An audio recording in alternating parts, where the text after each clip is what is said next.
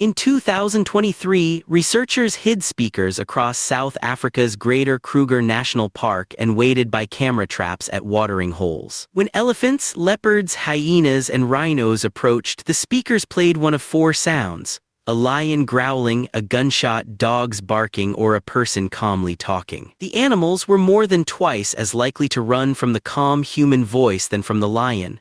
And when they ran about 40% faster. Not from a gun, not from a predator, from talking. Something about us reads as more dangerous than an apex predator, and it did not happen by accident. For most of the time modern humans have existed, we were not built to win a fight. No claws, no fangs built for tearing meat. No fur thick enough for a cold night, and nowhere near the speed of the animals sharing our landscape. A lion can close distance at nearly 80 kilometers an hour. A human sprinting tops out around 30. On paper, early humans should have been an easy, forgettable meal, one more slow-moving primate on a plain full of better-equipped predators and prey.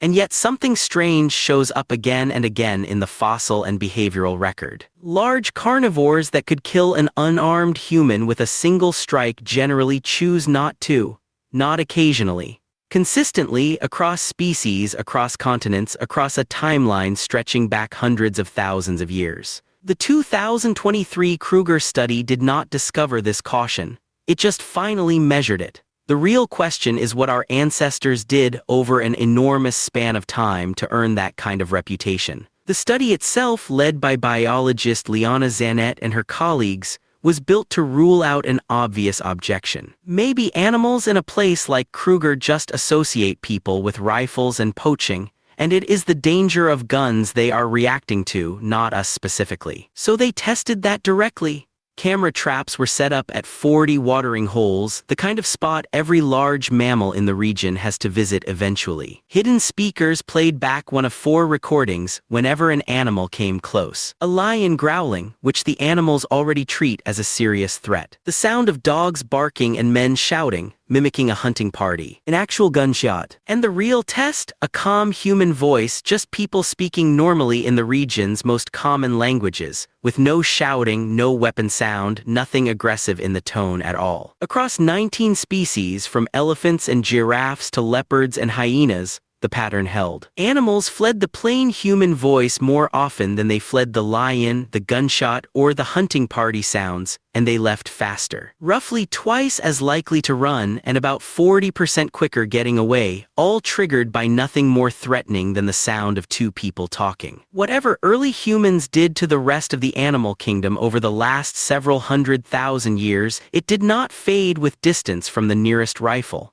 It is baked into how these animals respond to us at rest. That is the detail that makes this finding hard to explain away as simple learned caution from a single generation. Many of the animals in these study areas have limited direct contact with poachers or hunters. Some have never personally been shot at, and still, the voice alone was enough. There are two explanations that are not mutually exclusive. One is social learning passed within a herd or a pride, older animals reacting strongly enough that younger ones absorb the response without ever needing their own bad encounter. Elephants in particular are known to pass exactly this kind of information down through matriarchal lines. The other is something closer to an inherited caution, shaped over a much longer timescale, the same way many prey species carry an instinctive wariness of a silhouette shaped like a stalking cat, without ever having seen one attack. Either way, the response is disproportionate to what one unarmed person walking through the bush can actually do in the moment. Something about encountering humans across an enormous number of past encounters consistently went badly enough for the predator that the caution stuck and stuck hard. To understand why, the story has to go back long before speakers, before guns, before any of it, to what early humans were actually doing every time a predator crossed paths with them. The first real answer sits in a cave in South Africa's Northern Cape, called Wonderwerk. In 2012, a team led by Francesco Berna examined sediment deep inside the cave and found ash and burned bone dating back roughly 1 million years, and crucially, found it in a layer far enough from the entrance that a natural wildfire could not have reached it and simply blown in. That fire had to be carried in and kept alive on purpose by hands. It pushed the earliest solid evidence of controlled fire back further than almost anyone expected, likely to Homo erectus, a species that came well before us. Later excavations in the same cave found burned bone in layers dated even earlier, edging toward 1.8 million years, which is still debated but points the same direction. Fire changes the math of every nighttime encounter completely. A predator's biggest advantage over an unarmed, poorly sighted human is exactly the hours after dark, when human vision is close to useless and a big cat's is not. Firelight erases that advantage. It lets a group see an approaching shape long before it is close enough to strike, and smoke alone disrupts a predator's sense of smell, one of its main tools for a quiet approach. A species that could hold a flame through the night was no longer an easy target lying helpless in the dark. It had turned its worst vulnerability into something it could defend. Fire solved the dark. It did not solve daylight encounters, and that is where wooden spears found in Schoningen, Germany enter the story. Excavated from an old lignite mine in the 1990s, 10 wooden weapons were pulled from a layer dated to somewhere between 300,000 and 200,000 years old, making them among the oldest deliberately shaped weapons ever found anywhere. These were not sharpened sticks grabbed in a hurry. Researchers who studied the wood found it had been scraped, seasoned, and balanced with real skill, front-heavy in a way that mirrors a modern javelin, meant to be thrown with force and accuracy rather than simply jabbed. They were found alongside the remains of nearly 50 wild horses, evidence of an organized, repeated hunt, not a lucky, desperate encounter. That detail matters for how a predator would have experienced an interaction with a group of early humans. This was not one slow, unarmed primate. It was a group capable of coordinating, throwing with accuracy from a distance, and doing it as a matter of routine. Every encounter carried the real chance of injury for the predator. And injury for a wild animal without medicine, without recovery time, is very often a death sentence on its own. A species does not need to win every fight to become a bad bet. It only needs to make the fight expensive enough, often enough, that avoidance becomes the smarter option. The third piece is not a discovery from one cave or one dig site.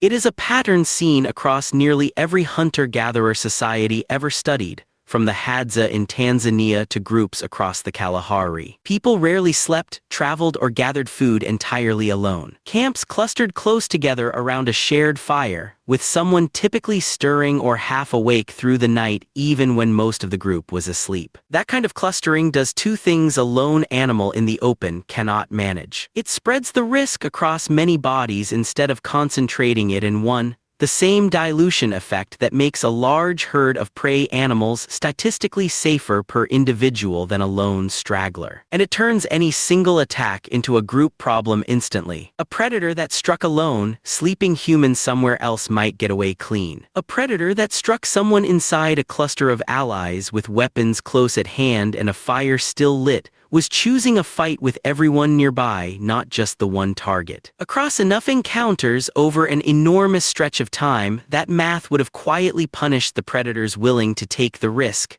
and rewarded the ones who learned to walk the other way. That selection pressure did not stop being relevant once modern humans arrived armed with far more than a sharpened branch. It is still visible today in a much darker, more direct form. Predator populations living closest to people are disproportionately the ones that face retaliation, whether that is a farmer protecting livestock, a hunting quota, or, in some regions, poaching. Individual lions or leopards that approach humans too boldly are, in a very real sense, removed from the population at a higher rate than the ones that keep their distance. Whether that caution then gets passed on through social learning within a pride or simply through which individuals survive long enough to reproduce, the outcome looks the same from the outside. A species-wide wariness that seems to deepen the longer humans and predators share the same land. The speaker study in Kruger may be measuring the tail end of exactly this process. Hundreds of thousands of years of fire, weapons, group defense, and consequence, compressed into a reflex that fires the instant a lion hears two people simply talking near a watering hole. None of this required modern humans to be strong, fast, or naturally equipped for a fight. It required fire kept burning through the hours we are most vulnerable, weapons good enough to make a close encounter costly,